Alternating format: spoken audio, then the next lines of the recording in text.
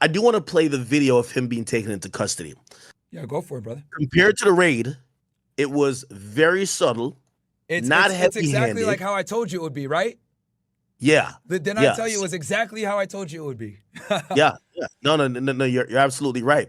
Chat, if you guys haven't seen the video, this is on the front page of TMZ. It appears, by the way, I've talked to several people who were with Diddy as he was strolling down Manhattan and going to various places. Looks like as soon as he got back into his hotel, they quickly just separated him from the group of people he was with. And they actually did this in a very, it wasn't like, hey, put your hands up, like slam him. None of that. I'll play the video if you guys haven't seen it real quick. It's a minute long. Diddy walks in with his people. Ooh, and quickly, I think these are federal agents. They step immediately. It's like they probably had somebody flanking him behind because they knew exactly when it was coming in. Yeah, they were watching him. No hesitation. They separate him. They separate him from everyone else. By the way, they're not wearing uniforms. It look like someone has a badge or something, but they're not wearing, uniforms that say like police or whatever. Don't even have to see a jacket. They walk with him alone. His people smartly don't follow and stay back. Yep. And I'm surprised there's only 2 agents. Like, Diddy was rolling around with an entourage of like 20 people. And it appears that they're joined by another there's a bunch officer of them. who, yeah. Yeah, all these guys are HSI special agents and task force officers. Oh, wow. It's a lot of them now. Yeah. Okay. Yeah. And now they're bringing Diddy out, and it appears that, his hand is behind his back. Yep. His hand is behind his back. And look like they stop him in that little area to probably like clear the walkway and make sure, they're probably trying to still keep it discreet, even though, an arrest is an arrest. Mm-hmm. And they're making sure the car is up front or whatever the wagon they're going to put him in. Yep. Yeah, they're holding him. Yeah. And then they bring him out. Wow. Yep. Crazy stuff, man. Yeah, and this is him. This is him being walked. Walked quickly. Looked like quickly to a vehicle that's awaiting. We don't know what vehicle, if it's marked or unmarked, but I'm guessing by how they pulled up, probably unmarked, right? Yeah, so 100%. They're always unmarked. You've done these type of things. Obviously, you've worked a lot in the southern border, but generally, what would happen before this happened, around the time of this happened? Keep in mind, there's multiple videos of like 20 minutes before. Mm-hmm. He's walking around taking pictures. Apparently was even in Central Park earlier that day. What do you think was happening the entire day? From the agent's perspective? Yep. So, okay, I'll take you through. So what more than likely happened was they had eyes on him. They were watching him the whole time, and they said, okay, when's the most opportune time to get this guy? They probably wanted to pick him up in a way where there weren't going to be a lot of people around him besides, obviously his entourage. And as you can see, they did it pretty respectfully, right? They went ahead, just like I had predicted, and arrested him in a fashion where it wouldn't cause great public embarrassment. I'm sure TMZ had to work their asses off to get this footage. The agents probably didn't furnish it to them, etc. So when you pick somebody up like this, right, you want to pick them up in a way where it's cooperative, it's respectful. You don't want to embarrass them. And the reason for that is because you want this guy to cooperate. So you understand, you get more bees with honey than vinegar. So that's why they went with that softer approach. Because at the end of the day, this is a conspiracy case. Keep in mind, this is a racketeering case. Racketeering means that there's always going to be other conspirators involved. So they want his cooperation to get anyone else. And that's why I'm pretty confident that they went this route. Yeah, it felt like they try to save his dignity to some extent. Yeah. And we've seen a lot of times in New York City, like, for example, these are more local cases, but if anyone knows, and by the way, I gave a shout out to Lisa Evers. She's one of the most amazing people in terms of, diligently working on news. She's a news reporter, but also in hip hop as well. She's covered these joints that usually the police will give her a ride along to the bust. And there's a lot of, they just busted something called Slattery Gang. And the perp walk is crazy. There's mad cameras out there. They're letting the press know, like, yo, we're getting these guys. You're gonna come watch us while we parade them out of the precinct to the holding area. It's almost set up for the media. Here, it looks like it was super discreet. They didn't rob him of his dignity. Is that that always the whole case yeah, federally? yeah, the feds are way more fucking professional when it comes to arrests. And I'm not just saying this because I'm biased, but 9 out of 10 times feds are way more professional when they go about the arrest. And the reason for why they do that is because typically when feds are investigating, they're doing more complex cases that encompass a bigger organization, and they want to go ahead and get cooperation. Now, with that said, I want to be very clear about this. If they're doing a roundup and they're arresting a bunch of different dudes on the same day, then yeah, they'll do that perp walk. But something like this, right? If NYPD was arresting Diddy, they would make sure they did a perp walk. The feds, they're not going to do that because they want to get their cooperation. Okay. All right. Now, on a logistics side of things, right? A logistics side of things. Uh-huh. You know, I remember everyone criticizing how they went into his houses. Yep. It looked like it was a militarized approach. Shit, I told people, I'm like, hey, listen, you know, I mean, I could say the same game. They executed a search warrant at my house before they kicked my door down. You get what I'm saying? Yep. They came in with like a SWAT-looking vehicle. When I really asked them why, I'm like, what the fuck? They were like, listen, you have 50 guns at your house. Like, we don't know if you're gonna just be willing.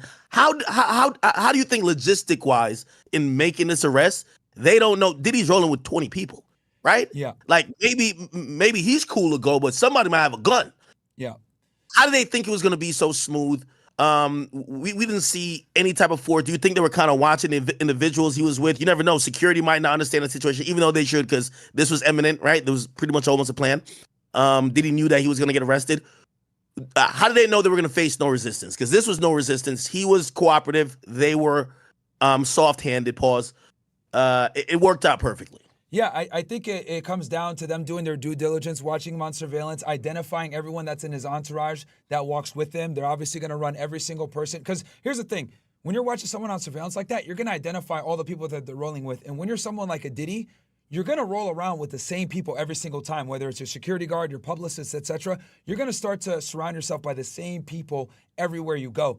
So the feds absolutely identified who these individuals were. They ran them through, ATF, see who has guns, who doesn't. They ran their driver's licenses. They got them fully identified and, ran criminal histories on them. So you can rest assured the fact that they went ahead and approached Diddy in this manner, they absolutely knew who everyone was in that entourage and made the decision to go about it that way and kind of arrest them. And I'm sure they probably still did it, what's called an operation plan, which I'd be happy to explain that if you want me to. But yeah, absolutely. Go ahead. Something like this, they knew what was going on and they knew who the people were. So that's why they went with that soft approach on top of what I said before, trying to elicit a cooperation. Now, an operation plan. Okay, let's go through this.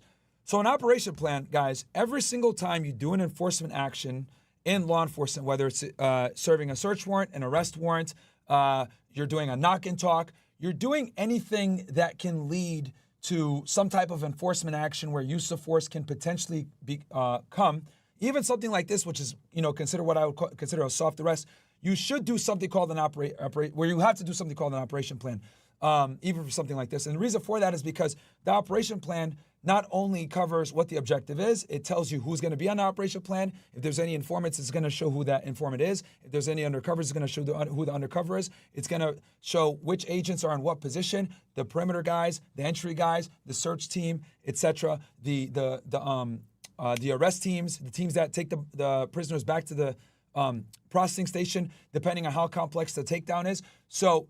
And then what vehicle every agent is using, the radio frequencies that they're going to use, etc. It details the entire operation. And actually, this is one of the things I was extremely critical of when Trump was almost assassinated back in July. The number one thing I said when I went on a bunch of different podcasts explaining this, because I had done Secret Service details as well, and I know how they operate, is you need to go and look at the operation plan and see who the lead agent was and the supervisory special agent that signed off on it. Right? And I can go into ranking of agents and that too if you want me to, but I'll stay focused on this operation plan thing. So the operation plan details everything. And the reason why it's so important, let's say there's a shooting and someone gets killed. The first thing internal affairs is going to do is go look at the operation plan and make sure the agent that was involved in that shooting was on that operation plan. He uses authorized weapon. Then they get into, was the shooting clean? So the operation plan is kind of like a CYA and a little bit of protection when you do your enforcement action. Perfect. I do. So I have a couple of questions. I wrote them down as you were speaking. Sure. It appears that the men who who stepped. Obviously, they're in plain clothes. The officers, the agents. We're in the time and the land of body cam. Yeah. Would they have a body cam on? It don't seem like they would, but wouldn't that be important even on a for the case? If Diddy says something, you know what I mean? Like these are important. So I wanted to ask about the body cam generally, especially in this situation because it looked like plain clothes. Second of all, they brought him upstairs, right? Clearly, because when it goes to the next clip, you see them hitting the elevator rather than just taking him directly back outside. Yeah. Obviously, we subsequently realized they searched his room. Why do you think that they took him into custody, brought him somewhere still within the hotel, rather than immediately just bringing him out of the hotel to maybe a vehicle and then getting him out of there? So what they probably did was they probably executed something called like a consent search, and they said, "Hey, look, Diddy, we got a warrant for you. This is, you know what? Matter of fact, let's go ahead and play through this, right?" They gave him paper. That's what I was going to ask you too. It looked like they were serving him papers. That's the Yeah. first thing they walk at him with, right here. So this is what. Right here. Okay. They walk at him with a paper in hand, Uh-huh. and you could probably tell me what they're probably saying. And I'm Sure. like, usually with local law enforcement, they're not gonna be like, here's the arrest warrant. They just say, come here, motherfucker, you in cuffs, right? Yeah. Yeah. So what do you think that is, and why do you think they? Go ahead. Yeah. So I'll tell you exactly what they did. They probably walked up, Mr. Combs, we got a warrant for your arrest. It's been signed by a magistrate. If let's just do this nice and smooth. We're gonna walk you to your room, get any belongings that you might need, because we're gonna be taking you to the marshals. And we're not gonna cuff you right now, but we're gonna have to cuff you later. And at that point, and that's kind of smart for them to do that because what they're basically doing is, look, do you need anything that you need to get out of your room? And what that basically does is it allows them to follow him up to his room. Because once you tell him that he's under arrest and you serve him with that paperwork, he's your problem now. He's officially like your prisoner and he's under your auspice. So now you can't leave him out of your sight, right? He's no longer free to go. So they take him upstairs to get whatever, but there's something in the legal system called right to see, right to be. So they lawfully have him and they're taking him up to his room, right? Hey, do you want anything out of your room? Yeah, I need to get some things. Cool. That's effectively consent. Now, if you really want to be safe, you have him sign a consent form when you go in there, right? To be extra safe. Hey, do you ever give us the permission to consent to search?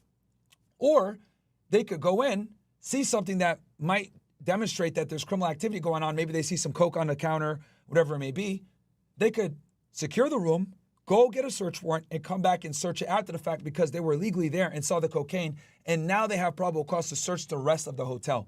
So this is actually a very intelligent way to kind of get yourself in the room, to snoop around and see if you could collect more evidence, while simultaneously masking it as a humanitarian effort where you're allowing them to get their personal belongings before they go to jail. Does that make sense?